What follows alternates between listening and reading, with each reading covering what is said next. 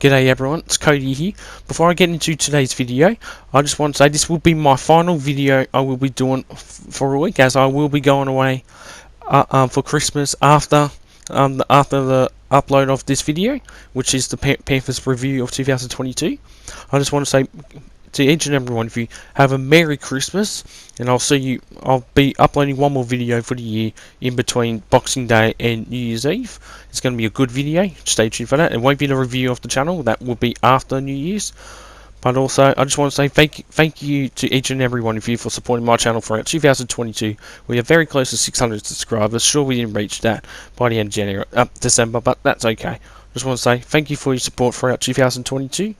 And I hope you have a Merry Christmas and a Happy New Year if I don't see you. Anyways, let's get into today's video.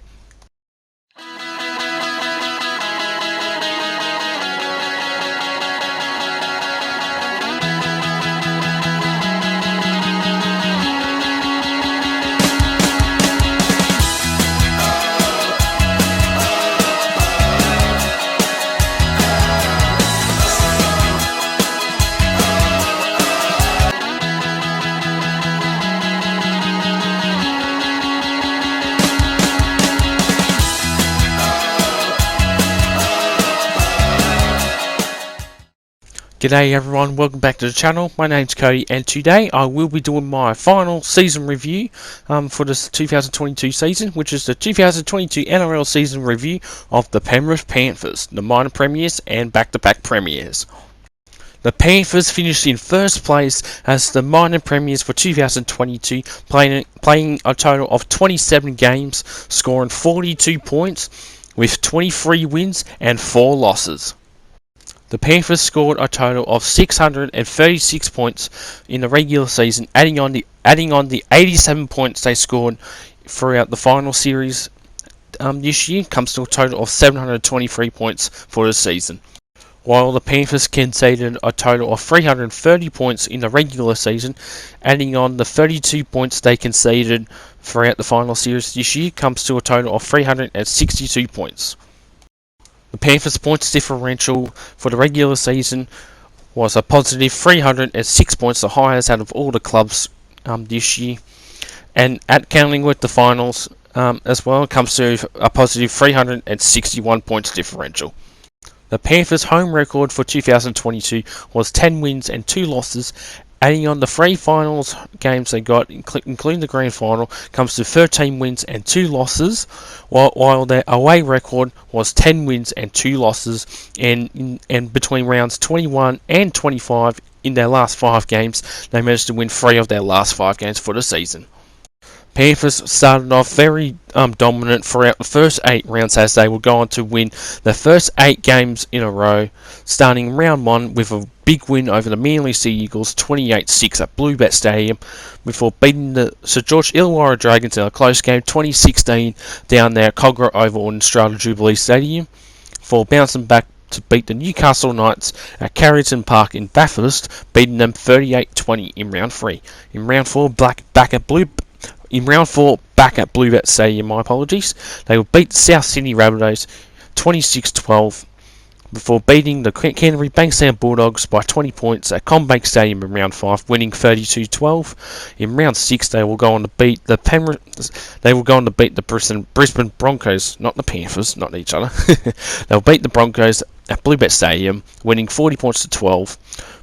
Before returning to Bluebet Stadium in round 7 to flog the Canberra Raiders, winning 36-6, for beating the Gold Coast Titans at Cbus Super Stadium in round 8, winning 18 points to 4.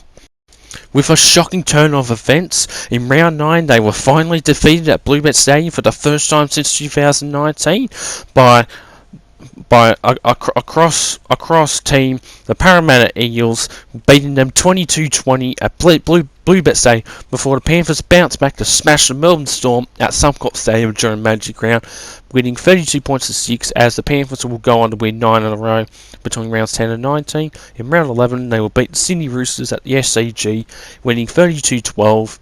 In round 12, they'll beat the North Queensland Cowboys 22-0 during Indigenous round, for before bouncing back to beat the Bulldogs again, this time winning 30 points to 18 at Bluebet Stadium in round 13. In round 14, they were demolished the Newcastle Knights 42-6 at McDonald Jones Stadium, again flogging the New Zealand Warriors at Moreton Daily Stadium, or KO Stadium it's now known as, beating them 40 points to 6, and beating the Sydney Roosters again, this time in a closer encounter in round 16, 26-18 at Bluebet Stadium. Round 17 was their bye. In round 18, they will just beat the West Tigers by 2 points, as this was during Origin, beating them 18-16 at Combank Stadium. Before beating the Cronulla Sharks, they were down by 10 points at 1 point, before they bounced back to win 20 points to 10 at Bluebet Stadium in round 19, 2010. Before shockingly being upset by the Parramatta Eagles again, this time getting demolished 34-10 at Combank Stadium in round 20. In round 21, they'll bounce back to beat the Canberra Raiders at GIO Stadium 26-6, before shockingly getting held to nil for the first time in a couple years, but losing to Melbourne Storm and held to nil at Bluebet Stadium 16-0, before bouncing back to beat the South Sydney Rabbitohs again, this time in a closer encounter 26-22 at Accor Stadium.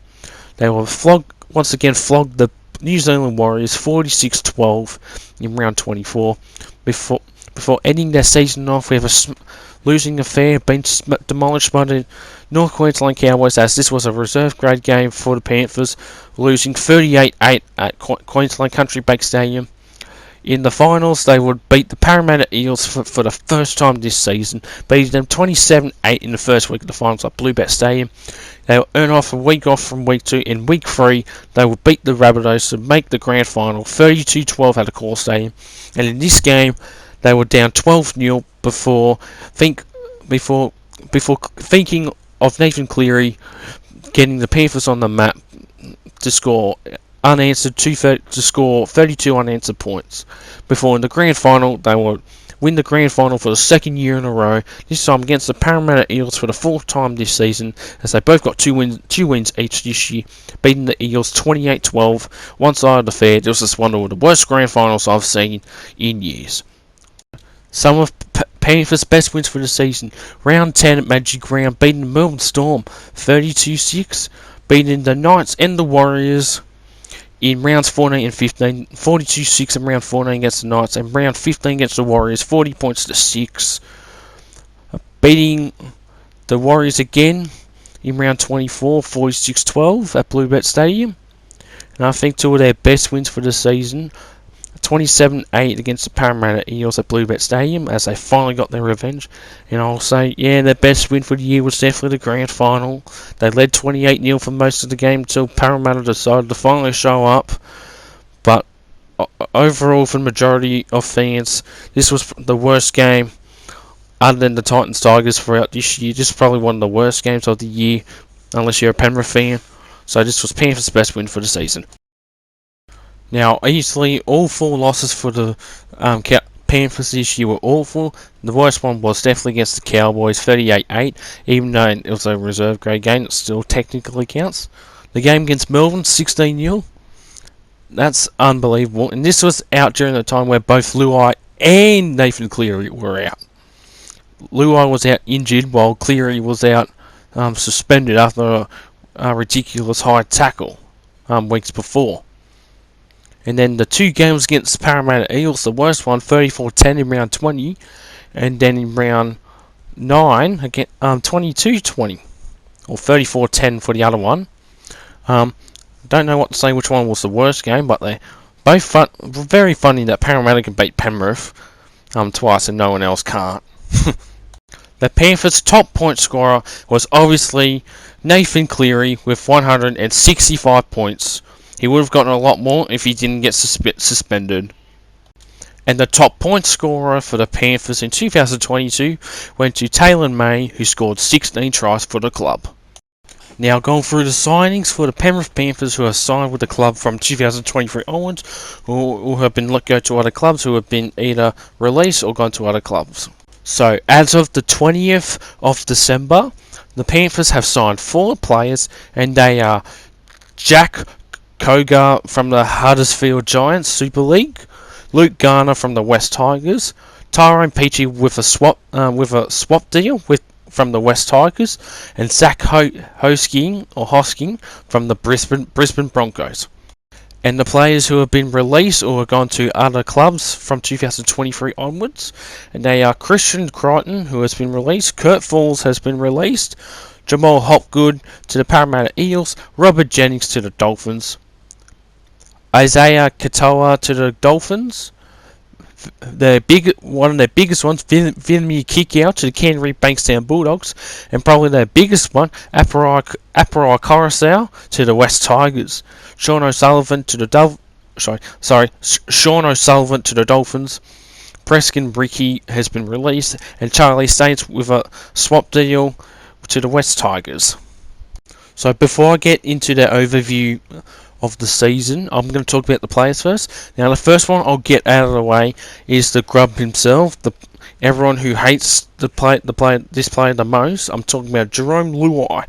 Now, what he did at the end of the 2022 season was very unprofessional of him, and he received a lot of backlash, which was well deserved unless you're a Penrith fan, or it depends how you look at it. But he's come out and apologised. He's still a fucking grub, but when he's on the field and plays very well, he's one of their better players of the club throughout 2022, playing well either as a half or as a 5'8". Now, a couple more other players.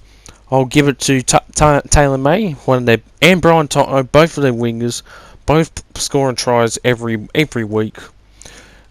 Now, unfortunately, Taylor May will be serving a suspension for the first one or two games for the season, I believe. So he's going to be out for a couple of rounds. And Brian Toto, who's just recently re-signed until 2027, I think he's hands down the best winger on the field. I know, Alex Johnson scored more tries than him, but Brian Toto playing very well on the right-hand side. He's one of their best players. No wonder he signed till 2027. Good deal. He's the best winger in the game, no doubt. Now, I also have to give it to Isaiah Yeo and Vinny Kikau and Liam Martin, all in the back row, pretty much pushing the Panthers' attack and defending the line very well, especially Liam Martin. Especially in the game against the Rabbitohs. Yes, I know we'd lost, but he's pretty much a hometown hero for that game. Then he got the winning try and let the Panthers win 26-22. Isaiah Yeo always playing pretty much one of the best forward/locks in the competition. And Vinny Kikau, now he's a big loss for the Penrith Panthers, a big loss.